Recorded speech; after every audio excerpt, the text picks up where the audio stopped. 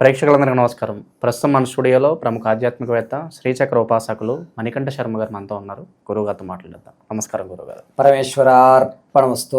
గురుగారు, జూన్ మాసంలో వృషభ రాశి వారి పరిస్థితి ఏ విధంగా ఉండబోతుంది? ఓవరాల్కి నెలంతా ఎలాంటి జాగ్రత్తలు, ఎలాంటి రెమెడీస్ వీళ్ళు పాటించాలి? వృషభ రాశి వారు ముందుగా కృత్తికా నక్షత్రం 2, 3, 4 పాదాలు, అదేవిధంగా రోహిణీ నక్షత్రం 4 పాదాలు, మృగశిర నక్షత్ర 1, 2 పాదాల వారు వృషభంలోకి విచ్చేస్తారు. వృషభ రాశి వారు ఎంత పని చేస్తున్నా కూడా తమ శ్రమకు తగ్గ ఫలితం లభించక ఇబ్బందులు పడుతూ, అరే నా జీవితం అంతా ఇలాగే ఉంటుందా, నాకంటూ భగవంతుడు ఒక అవకాశం కూడా ఇవ్వలేకపోతాడా ఏమిటి అని ఆశాజనకంగా చూసేటువంటి వ్యవస్థ నడుస్తూ ఉంటుంది. మంచి రోజుల కోసం ఎదురు చూస్తూ ఉంటారు వీళ్ళు. బేసిక్గా మంచి రోజులు, మంచి అవకాశం అనేది ఒక్కసారి వస్తూ ఉంటుంది. ఆ అవకాశం వీళ్ళకి గుర్తించడమే సమస్యగా ఉంటుంది. పక్క వాళ్ళు గుర్తించి వీళ్ళకి చెప్తారు, నీకేలా వచ్చింది అనగా నాకేనా వచ్చింది, మంద కాదనుకుంటా అనేటువంటి ధోరణిలో ఉంటారు వృషభం వారు.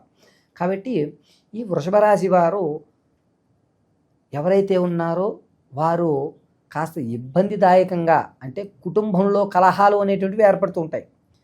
గర్భిణీ స్త్రీలు ఎవరైతే ఉన్నారో వాళ్ళు సత్సంతాన్ని పొందుతారు. వివాహం కావాల్సిన వారికి వివాహం అనేటువంటిది ఈ నెల జరగదు. అదేవిధంగా సంతానం కోసం ఎవరైతే పాకులాడుతున్నారో వారికి వచ్చే నెల తప్ప ఈ నెలలో అవకాశం లేదు. ఎవరైతే విద్యార్థులు తమ యొక్క మంచి కాలేజీలు సీటు రావాలనుకుంటున్నారో వారికి అనుకూలమైన వాతావరణాలు ఏర్పడతాయి. చక్కగా వారి యొక్క విద్యలో ఎటువంటి ఇబ్బందులు కలగకుండా ఉంటాయి. జ్ఞాపక శక్తి పెరుగుతుంది. ఇంతకుముందు చదవని వాళ్ళు ఎవరైతే ఉన్నారో, అమ్మ నేను చదవాలి, చదివితేనే జీవితం ఉందా, ఇంత పోటీతనం ఉందా అనేటువంటి జ్ఞానాన్ని కలుగుతుంది ఈ నెలలో. ఎవరైతే విదేశాలు వెళ్ళాలనుకుంటున్నారో వారికి తమ యొక్క బంధువర్గంలో వాళ్ళే చెయ్యిచ్చేటువంటి అవకాశం ఉంటుంది. ఎవరైతే విదేశాలకు వెళ్దాం అనుకుంటున్నవారో వారు జూన్ 16 తర్వాత శ్రీకారం చుట్టుకొని మంచి అవకాశాలు ఏర్పడతాయి.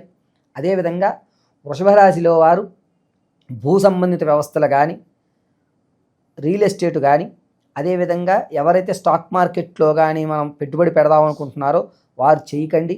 ఎందుకంటే కాస్త నష్టపోయేటువంటి ధోరణి ఎక్కువ ఉంది. రూపాయి పెడితే పావలా మాత్రమే మీకు జరుగుతుంది. ఆ పెట్టుబడి పెట్టుకుని ఆశతోటే చూడాలి. ఈ నెలంతా పెడదాం, వస్తే కొండ లేకపోతే లేదు అన్నటువంటి ధోరణిలో అయితే మాత్రం పెట్టండి తప్ప ఏదో ఆశించేసి మాత్రం పెట్టద్దు. మీకు ఎదురుకుండా కనబడే దూరపు కొండలు నునుపు అనేటువంటి సామెత వర్తిస్తుంది. మిమ్మల్ని ప్రలోభ పెట్టేవాళ్ళు, మిమ్మల్ని మోసం చేసేవాళ్ళు మీ ఇంట్లోనే, మీ బంధువర్గంలోనే ఈ నెలంతా తిరుగుతుంటారు. కాబట్టి ఎవరిని నమ్మకంగా ఉండడం మంచిది. తదనంతరం ఎవరైతే భార్యాభర్తల మధ్య కీచులాట్లు ఉంటాయో వారు కాస్త జాగ్రత్తగా ఉండడం మంచిది. మిమ్మల్ని ప్రలోభ పెట్టి కాంప్రమైజ్ అనేటువంటిది చేస్తారు. ఎవ్వరూ మారరు. ఈవిడ మారడు, ఆవిడ మారరు. కాంప్రమైజ్ మాత్రమే చేసి వెళ్ళిపోతారు. రాజకీయ నాయకులకు మంచి అవకాశం ఏర్పడుతుంది. ఎవరైతే సినీ రంగంలో ఉన్నారో వారికి అంత ఆశాజనకంగా ఉండదు. సాంఘిక సాంస్కృతిక కార్యక్రమాల్లో పాల్పంచుకుంటున్నారో వారికి మంచి అవకాశాలు అనేటువంటివి ఏర్పడుతున్నాయి.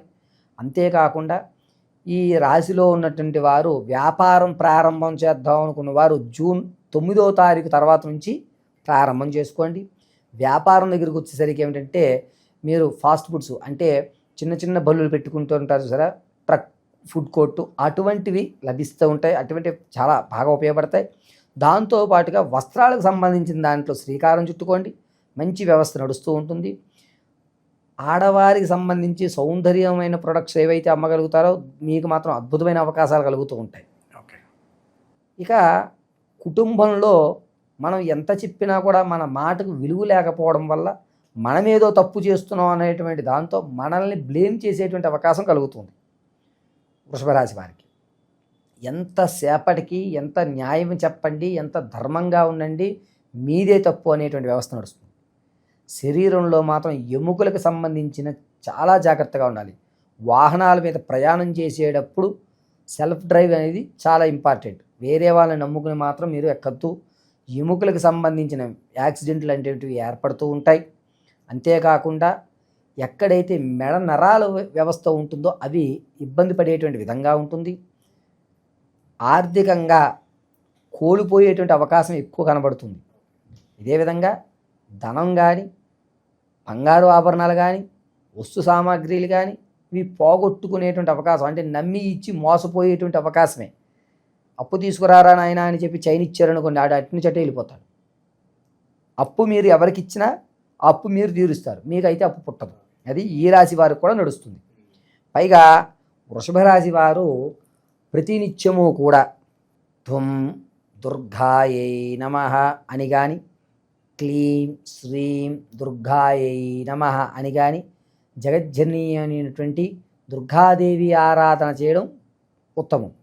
గులాబీ పువ్వులతో ఆదివారము శుక్రవారం రోజున దుర్గాదేవి అర్చన గావించినట్లయితే కనుక మోసపూరితమైనటువంటి వ్యవస్థలు వెళ్లకుండా మీ స్థితి అనేటువంటిది మారేటువంటి అవకాశాలు ఏర్పడుతుంటాయి. ఒకవేళ ఈ ఆరాధన చేయలేకపోతున్నాం గురువుగారు, ఏమి చెయ్యాలి అనేటువంటి వారు ప్రతినిత్యము వేరుశనగ గింజలు తీసుకుని ఆ వేరుశనగ గింజలు మిక్సీ పట్టి అందులో బెల్లం ముక్కలు తురిమి అవి రెండూ కలుపుకొని ఏదన్నా చుట్టూ మొదట్లో వేయడం అనేది చాలా స్పష్టం. ఏ రోజుకి ఆ రోజు వేరుశనగ గింజలు మిక్సీ పెట్టుకోవాల్సిందే, ఒకసారి పట్టుకుని డబ్బాలో పెట్టుకోవడం పనికిరాదు. వృషభరాశి వారు తమ యొక్క స్థానాన్ని ఉన్నతంగా ఏర్పరచుకోవాలి అంటే ఏదన్నా అమ్మవారి దేవాలయంలో అమ్మవారి నమస్కారం చేసుకుని గులాబీలతో అర్చన అనేటువంటిదే ప్రాధాన్యంగా నడుస్తూ ఉంటుంది. ఇక ఎవరైతే శత్రువులు ఉంటారో వారు మీ మీద ఇంకాస్త మీ మీద దుష్ప్రచారం చేసి మీ మీద లేనిపోనివి చెప్పి మన ఇమేజ్ పాడు చేయాలని ఇమేజ్ చూస్తుంటారు. దింపేటువంటి అవకాశమే నడుస్తుంది. ఎంతసేపటికి మీ మీదే దృష్టి ఉంటుంది, వేరే పని ఉండదు వాడికి, మీరే టార్గెట్, ఇక మీ మీదే ఉంటారు వాళ్ళు. కాబట్టి చాలా జాగ్రత్తగా మాత్రం ఉండండి. ఈ నెలంతా కూడా దుర్గాదేవి ఆరాధన చేయడం వృషభ రాశి వారికి చాలా మంచిది. ప్రయాణాలు చాలా జాగ్రత్తగా సెల్ఫ్ డ్రైవ్ అయితే చూసుకోండి, అంతే తప్ప వేరే వాళ్ళ మీద నమ్మకం పెట్టద్దు. మీ స్థితిని మార్చుకోండి. ఓవరాల్గా ఈ జూన్ నెలలో వృషభ రాశి వారికి ఏ విధంగా ఉండబోతుంది, ఎలాంటి రెమెడీస్ చేసుకోవాలి, చాలా బాగా వివరించారు గురుగారు. ధన్యవాదాలు. పరమేశ్వర అర్పణమస్తు.